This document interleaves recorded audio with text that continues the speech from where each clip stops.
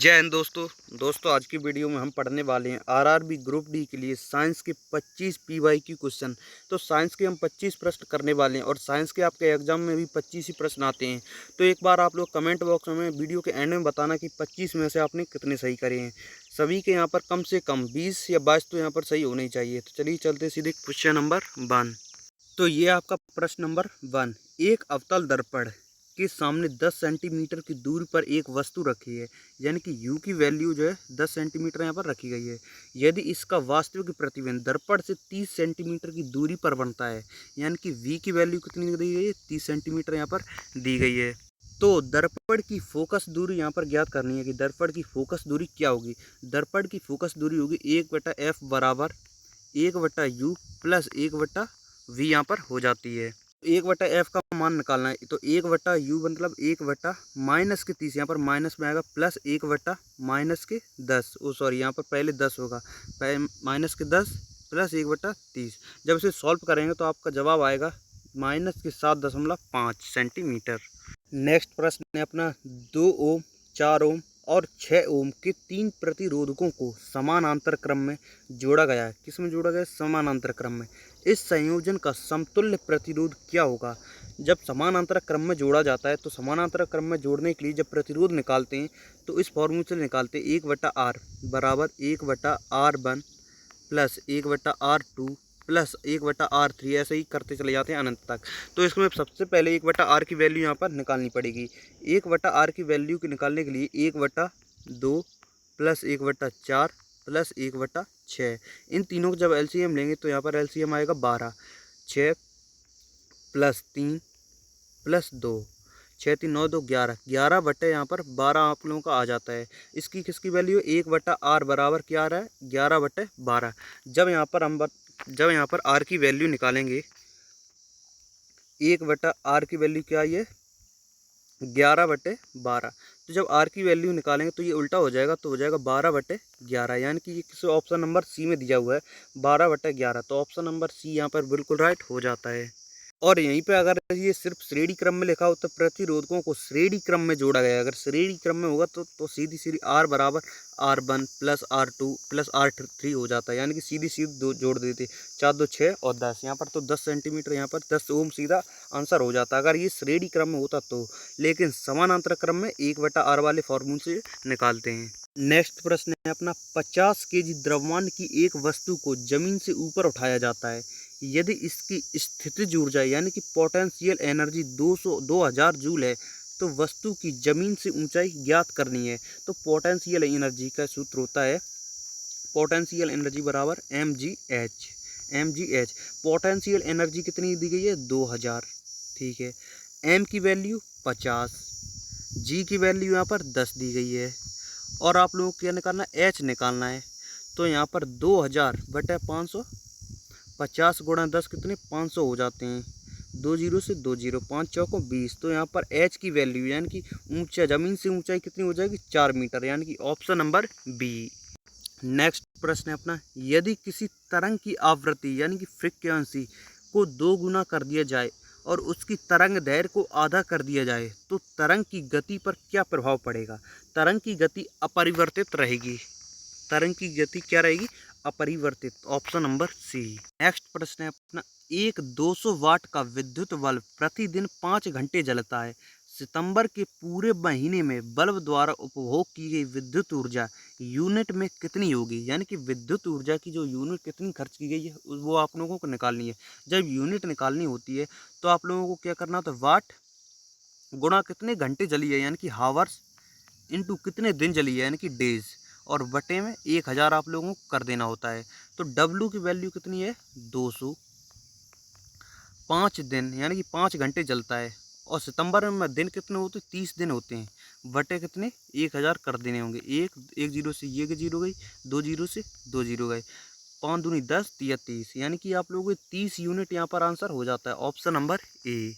और एक चीज़ और आप लोगों को बहुत ही इंपॉर्टेंट चीज़ बता दें, हमने हमारी टीम ने मिलकर पीवाईक्यू क्वेश्चन अभी आप लोगों का जो आरआरबी ग्रुप डी का एग्जाम हुआ था पिछली साल, उसके पूरे जितने भी आरआरबी ग्रुप डी में जितने भी साइंस के प्रश्न और करंट अफेयर्स जीके जीएस के जितने भी प्रश्न पूछे गए, उनकी एक ऐसी ई बुक तैयार करी जिसमें 101 शिफ्ट में जितने भी प्रश्न पूछे गए थे सभी क्वेश्चन आप लोगों को मिलने वाले हैं सिर्फ एक ई बुक में। अगर आप लोगों को वो ई बुक चाहिए तो 79 79 67 277 ये है व्हाट्सअप नंबर। इस पर आप लोगों को मैसेज करना है। सिर्फ आप लोगों को इतना लिखना है RRB group D science, RRB group D science ई book, RRB group D science ई बुक या फिर आरआरबी ई बुक, सिर्फ इतना लिख देना, आप लोगों को तुरंत मिल जाएगी।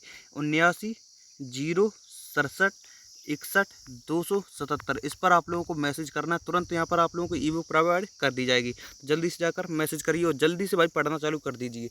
ये समझिए ज़्यादातर साइंस के प्रश्न जो पूछते हैं ग्रुप डी, ज़्यादातर पीवाई के क्वेश्चन पूछते हैं। अगर ये समझिए ई बुक आपने वो पूरी ई बुक पढ़ ली तो 100% भाई 25 में से कम 20 आप लोग आराम से भाई कर लेंगे। तो जल्दी से जाकर भाई पढ़ना चालू कर दीजिए। नेक्स्ट प्रश्न है अपना, गुरुत्वाकर्षण के सार्वत्रिक नियम के अनुसार यदि दो पिंडों के बीच की दूरी को 3 गुना बढ़ा दिया जाए तो उनके बीच गुरुत्वाकर्षण बल पर क्या प्रभाव पड़ेगा। गुरुत्वाकर्षण बल जो है आपका 9 गुना बढ़ जाएगा। कितना? 9 गुना बढ़ जाएगा। नेक्स्ट प्रश्न है अपना, पृथ्वी की सतह पर गुरुत्वीय त्वरण यानी कि जी का मान सबसे अधिक कहाँ होता है। जी का मान सर्वाधिक होता है ध्रुवों पर यानी कि पोल्स पर। नेक्स्ट प्रश्न है अपना, 20 केजी की एक वस्तु 4 मीटर प्रति सेकंड के नियत वेग से गतिमान है। इसकी गतिज ऊर्जा यानी कि काइनेटिक एनर्जी कितनी होगी। काइनेटिक एनर्जी का एक फार्मूला होता है 1/2 mv², 1/2 mv²। तो 1/2 mv² का जब सॉल्व करेंगे तो 1/2 m की वैल्यू कितनी है 20 और v की वैल्यू कितनी दी गई 4 का वर्ग। यानी कि आप लोगों की ये तो में से सॉल्व करेंगे, ये आई 10 और 4 चौकों 16 यानी कि 160 यहाँ पर जूल हो गया और 160 joule, option number B. Next प्रश्न है अपना, एक ध्वनि तरंग की गति 340 मीटर प्रति सेकंड है और इसकी आवृत्ति 2 kHz है। इसकी तरंग दैर्घ्य कितनी होगी। इसकी तरंग दैर्घ्य कितनी होगी। इसकी तरंग दैर्घ्य निकालने की लैम्डा बटे आवृत्ति यानी कि लैम्डा कितना दिया गया है 340 और जब ये 2 kHz में है तो अब जब आप मीटर सेकंड में करेंगे तो ये हो जाएगा 2000। जब इसे सॉल्व करेंगे तो आपका आंसर आएगा 0.17 मीटर यानी कि ऑप्शन नंबर ए। नेक्स्ट प्रश्न है अपना, आधुनिक आवर्त सारणी में जब हम किसी आवर्त में बाएं से दाएं जाते हैं तो परमाणु त्रिज्या पर क्या प्रभाव पड़ता है। तो परमाणु त्रिज्या जो है घटती है, ऑप्शन नंबर बी। देखिए, नाभिकीय आवेश बढ़ने के कारण इलेक्ट्रॉन नाभिक की तरफ ज़्यादा खींचते हैं जिसके कारण आकार जो है घटता रहता है। नेक्स्ट प्रश्न है अपना, निम्नलिखित में से कौन सा एक उभयधर्मी ऑक्साइड है जो अम्ल और क्षार दोनों के साथ अभिक्रिया कर सकता है। जो अम्ल और क्षार दोनों के साथ अभिक्रिया कर सकता है वो एल्यूमिनियम ऑक्साइड यानी कि ऑप्शन नंबर सी। नेक्स्ट प्रश्न है अपना, बुझे हुए चूने पर क्लोरीन गैस की क्रिया कराने पर कौन सा पदार्थ बनता है। बुझे हुए चूने यानी कि कैल्शियम हाइड्रोक्साइड पर जब हम क्लोरीन की क्रिया कराते हैं तो आपका बनता है विरंजक चूर्ण। नेक्स्ट प्रश्न है अपना, किसी विलयन का पीएच मान 3 है। यदि इसके पीएच मान को बदलकर 6 कर दिया जाए तो हाइड्रोजन आयन की सांद्रता पर क्या असर होगा। तो हाइड्रोजन की आयन पर 1000 गुना कम हो जाएगी। कितनी? 1000 गुना कम हो जाएगी। नेक्स्ट है अपना, प्रोपेन C3H8 के एक अणु में कितने सहसंयोजक बंध होते हैं। तो इसमें होते हैं 10 सहसंयोजक बंध। कितने? 10 यानी कि ऑप्शन नंबर बी। नेक्स्ट प्रश्न है अपना, जब लोहे की कील को कॉपर सल्फेट के नीले घोल में डुबोया जाता है तो घोल का रंग बदलकर हरा हो जाता है। यह किस प्रकार की अभिक्रिया है। यह है आपकी विस्थापन अभिक्रिया। कौन सी? विस्थापन अभिक्रिया।